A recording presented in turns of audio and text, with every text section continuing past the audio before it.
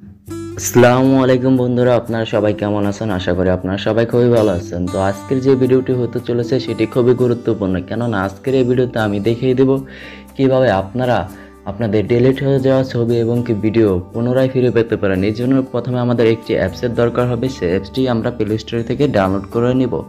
আমাদের যে অ্যাপসটি দরকার সেই অ্যাপসটির নাম হলো, আমরা প্লে স্টোরে এখান থেকে যে সার্চ বারে লিখব ডিক্স, ডিএক্স, ডিক্স ডিগার।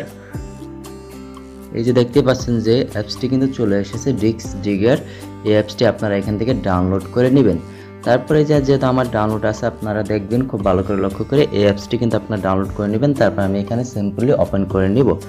তারপরে এখান থেকে দেখতেই পাচ্ছেন যে আমি একটু ব্যাগে আসবো, ব্যাগে এসে আপনাদের দেখাবো কারণ কিসের জন্য, তা না হলে আপনারা পুরোপুরি ভিডিওটা বুঝতে পারবেন না। এখান থেকে যদি আমি এই যে সার্চ ফর লস্ট ফটো বা আপনি ভিডিও চাইলে ভিডিও তো এখান থেকে সিলেক্ট করতে পারেন। অবশ্যই আপনার ফোনে কিন্তু নেট থাকতে হবে কাজটি করার আগে।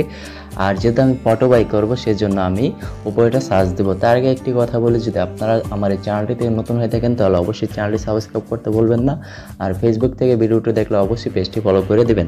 তারপরে আমরা এখান থেকে কী করবো, এই সার্চ স্ক্যানে একটা সার্চ করে দেবো। তারপরে এখানে হয়তো আমাদের কী করবে, পারমিশন চাবে। তো আমরা এখান থেকে পারমিশন দেবো। গো টু সেটিংসে যে অ্যাপসটিকে পারমিশন দেওয়ার পরে এই যে দেখতে পাচ্ছেন আমি এখান থেকে পারমিট করে দিলাম। তারপরে এখান থেকে আমি অ্যালাউ অপশনে অ্যালাউ করে দিলাম। তারপরে এখানে আছে রিকভার, তো আমি রিকভার অপশনে একটা ক্লিক করব। তারপরে আপনারা দেখতে পাচ্ছেন যে এখানে কিন্তু সার্চ হচ্ছে, সার্চ হওয়ার পর অটোমেটিকলি এখানে রিকভার হওয়ার পর কিন্তু চলে আসবে। সেজন্য আমরা একটু ওয়েট করব।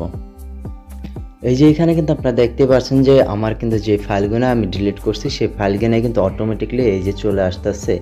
এখানে আমি ফাইলগুলো ডিলিট করে দিয়েছিলাম, তারপরে কিন্তু এইগুলো কিন্তু অটোমেটিকলি চলে আসছে। আমরা একটু স্ক্রল করলে নিচে দেখতে পারবো যে আমরা কতগুলো ফাইল এখান থেকে রিমুভ করেছিলাম। এখানে কিন্তু অনেকগুলো ফাইল কিন্তু চলে এসেছে। তারপরে আপনারা এখান থেকে কী করবেন, সিম্পলি যে কাজটা করবেন, এই যে থ্রি ডট যে মেনুটা আছে এই থ্রি ডট মেনুটাকে আপনারা সিলেক্ট করবেন। সিলেক্ট করার পরে এখানে কি করবেন, এই যে আপনারা এখান থেকে রিকভার দিস ফাইল বা সেভ দিস ফাইল আপনারা যেটা অপশনে করেন না কেন, আপনার রিকভার দিস ফাইলে একটা ক্লিক করে দিলে কিন্তু কাজটা হয়ে যাবে।